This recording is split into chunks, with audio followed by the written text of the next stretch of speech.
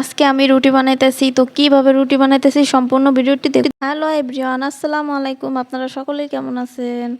এই তো আমরা আলহামদুলিল্লাহ ভালো আছি।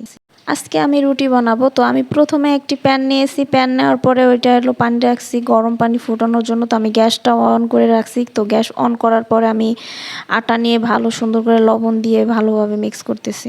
তারপরে আমি গরম পানি দিছি।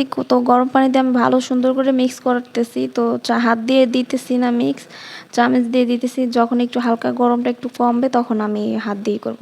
তো কিছুটা গরম কমছে, তো আমার কাছে মনে হলো যে না, এখন আমি একটু হাত দিয়ে একটু আটাটা ভালো করে একটু সেনে নেই। তো আমি আটাটা ভালো সুন্দরভাবে সেনতেছি, মিক্স করতেছি। আমার কাছে আগে অনেক বেশি খারাপ লাগতো, রুটি বানানো অনেক কষ্ট।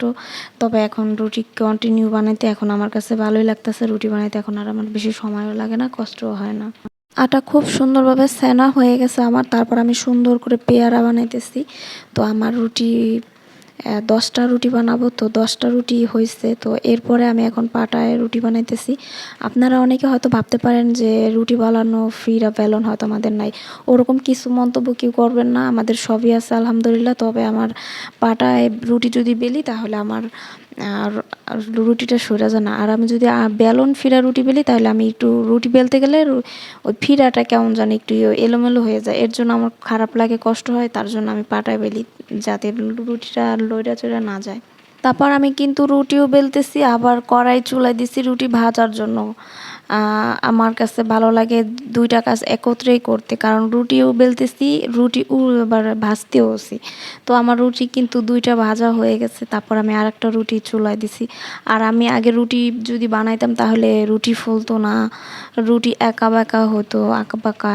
তবে এখন আলহামদুলিল্লাহ ওরকম কিছুই হয় না, আমার প্রতিটা রুটি ফুলে। এখন রুটি ভাজলে বা এখন একটা মাপ হয়ে গেছে, প্রতিদিন বানাইতে বানাইতে একটা রুলস চলে আসছে ভিতরে, একটা আইডিয়া চলে আসছে। আগে এরকম একটা আইডিয়া ছিল না।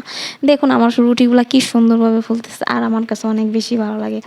তো এর জন্য আমি আপনাদের কাছে একটু শেয়ার করতেছি যে না, আমি ছোট্ট একটা মানুষ কিভাবে রান্না বান্না করি, কি করি না করি, এগুলো আমি আপনাদের মাঝে একটু শেয়ার করি।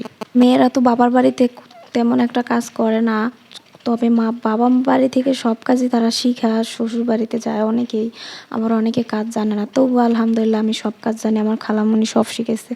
এর জন্য আমার তেমন একটা কষ্ট হয় না। প্রথম একটু খারাপ লাগতো, তারপর এখন সয়ে গেছে।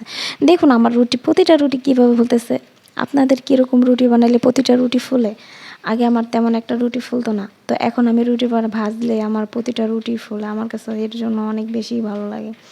তো আমার রুটি ভাজা প্রায় হয়ে গেছে। তো সবাই ভালো থাকবেন, দোয়া করবেন, পাশে থাকবেন। আজকের ভিডিও এতটুকুই। এই যে দেখুন আমার রুটি বানানো হয়ে গেছে, কত সুন্দর হয়েছে তাই না? দেখুন এই যে আমার রুটি। তো সবাই ভালো থাকেন, আল্লাহ হাফেজ।